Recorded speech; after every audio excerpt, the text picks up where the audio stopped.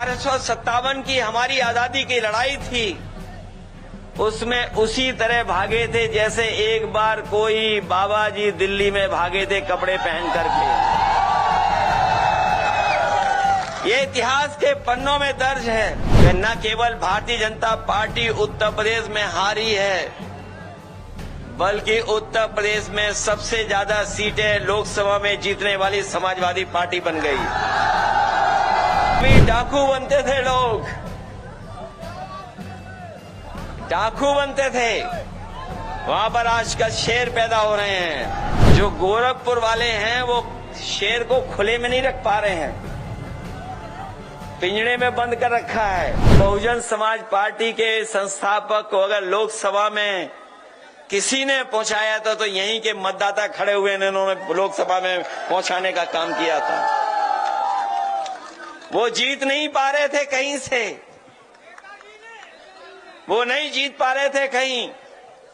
वो राजनीतिक परिस्थितियां कैसी थी, हालांकि हमारे पूर्व सांसद आदरणीय राम सिंह साकी जी बैठे हैं, इनके सामने नहीं कहना चाहिए, लेकिन ये बात इतिहास में दर्ज है कि उस समय पर संस्थापक जी को, काशीराम जी को अगर जिताने का काम किसी ने किया था तो नेताजी और समाजवादी लोगों ने लोकसभा में पहुंचाया था।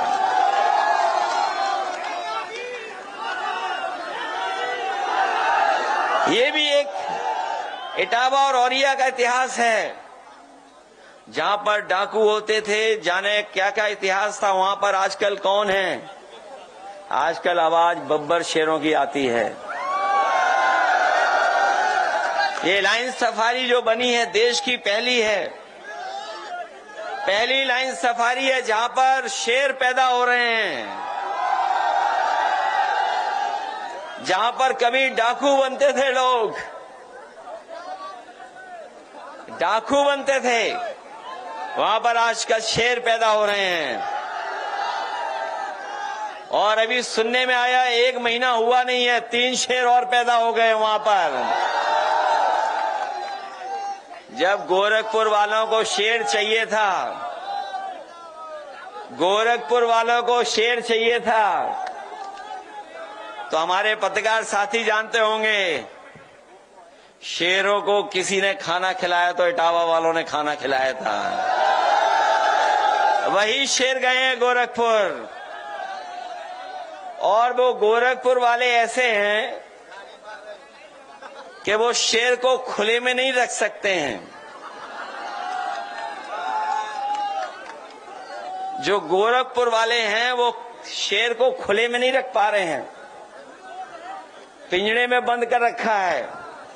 हमारा आरक्षण छीना जा रहा है, हम लोगों को कहीं आगे बढ़ने का मौका नहीं दिया रहा है। सरकारी स्कूल बंद किए जा रहे हैं, संस्थाओं में अपने लोग बैठा करके अपने लोगों का अपॉइंटमेंट किया जा रहा है।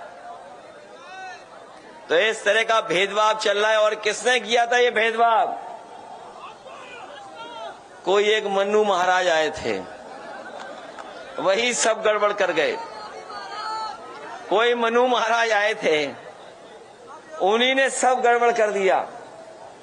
अगर कोई हमें और आपको सम्मान दिलाता है तो ये बाबा साहब भीमराव अम्बेडकर जी का संविधान हमें सम्मान दिलाता है। ये हमारे लिए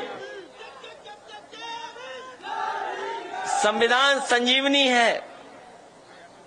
ये हम चाहते हैं देश संविधान से चले, लेकिन कुछ लोग अपने अहंकार से देश को चलाना चाहते हैं।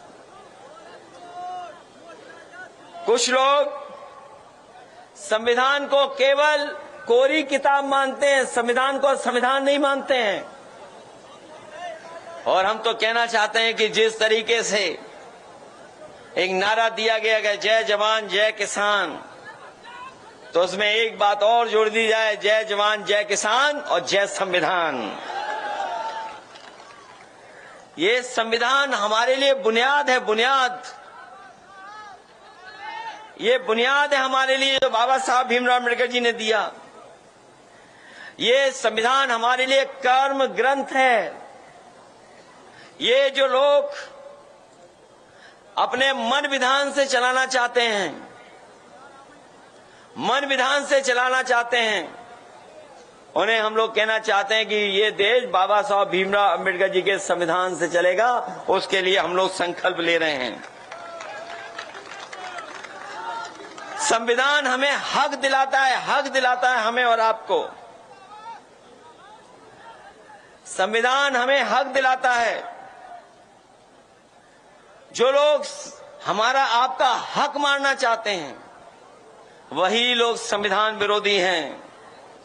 और याद रखना, अगर संविधान कमजोर होगा तो हमारा लोकतंत्र कमजोर होगा, और लोकतंत्र कमजोर होगा तो तानाशाही आएगी, और ये देश को एक तंत्र के लिए, एक तंत्र की तरफ ले जाना चाहते हैं। जो लोग मन विधान से चलना चाहते हैं वो एक तंत्र की तरफ ले जाना चाहते हैं, तभी वो एक रंगी हैं। वो लोकतंत्र के पक्षधर लोग नहीं हैं। और याद रखना, जब कभी भी हमारे ऊपर कभी संकट आता है तो संविधान ही हमारा रक्षा कवच बनकर के हमारी मदद करता है, और संविधान ही हमारी ढाल है, और संविधान ही हमारी पहचान भी है। संविधान ही हमें सुरक्षा दिलाने का काम करता है, और संविधान ही हमें शक्ति देने का काम करता है। इसलिए संविधान को कोई भी ठेस पहुंचेगी तो हम समाजवादी लोग एक होकर के पीडीए परिवार की ताकत बनाने का काम करेंगे। और याद रखना कि अभी तक तो पीडीए को बचाया संविधान ने, अब हमारे पीडीए परिवार के लोगों की जिम्मेदारी है संविधान बचाने की। ये लोग जो कह रहे हैं कि 80-20 की लड़ाई होने वाली है, जो गणित ही नहीं जानते, 46 में 56 बोलते हैं। उनकी गिनती सुनी आपने, 46 में 56 वाली। न केवल 46 में 56 की गिनती, इधर ये जो क्रिकेट लोकप्रिय हुआ है, यहां जितने नौजवान हैं सब क्रिकेट खेलना जानते हैं। ये बैटिंग करना भी जानते हैं, बॉलिंग करना भी जानते हैं। लेकिन बताओ, हमारे मुख्यमंत्री जी को कभी क्रिकेट खेलते हुए देखा है आपने? उनको एक बार हमने भी देखा क्रिकेट खेलते हुए, बॉल 3 बार टप्पा मारी तब भी मार नहीं पाए। और न केवल उन्हें क्रिकेट खेलते हुए हम लोगों ने देखा है, बल्कि हम लोगों ने उन्हें एक टांग पर खड़े होकर के योगा करते हुए देखा है। और कितनी बड़ी बड़ी बातें कर रहे हैं, सोचा कभी आपने?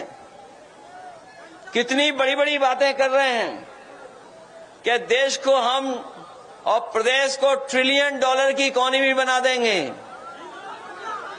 ये $1 ट्रिलियन जो बोल रहे हैं वो इसलिए बोल रहे हैं कि गरीब हमारा समझे ही नहीं कि ट्रिलियन क्या होता है।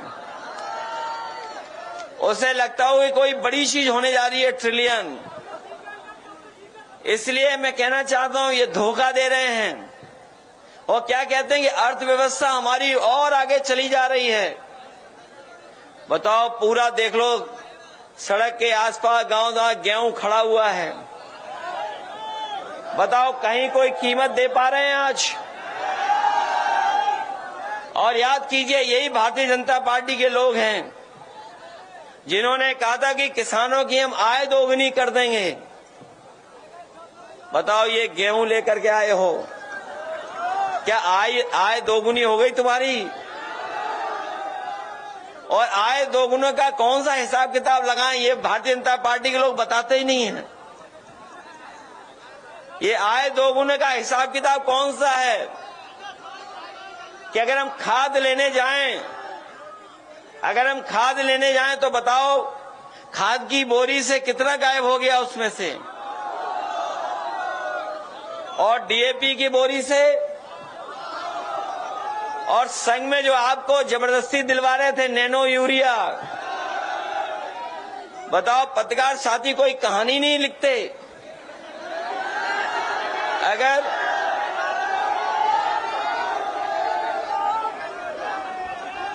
अगर सांड से गाड़ी टकरा जाए, अगर सांड कहीं टकरा जाए तो इनके लिए खबर है, लेकिन नैनो यूरिया किसी काम नहीं आ रही, वो खबर ही नहीं है इनको। बताओ किसान भाइयों, नैनो यूरिया खरीदवा दी आपसे कि नहीं खरीदवाई इन्होंने? और ये तो महेवा है, यहां तो बहुत पढ़े लिखे बुद्धिजीवी लोग रहते होंगे। बताओ नैनो यूरिया से कौन सा खेती को लाभ हो रहा है? कोई लाभ हो रहा तो बता दो हमें। और सुनने में आ रहा है कि जिस तरीके से उद्योगपति भारत का पैसा लेके भाग गए, वैसे ये नैनो यूरिया बनाने वाले साइंटिस्ट भी भारत छोड़ के भाग गए। बताओ कीटनाशक दवाइयां महंगी हो गई, डीजल पेट्रोल महंगा हो गया, और गैस का सिलेंडर जो फ्री मिलना था, वो बताओ कहां मिल रहा है? और कहीं फ्री मिल रहा हो तो बताओ डीजल पेट्रोल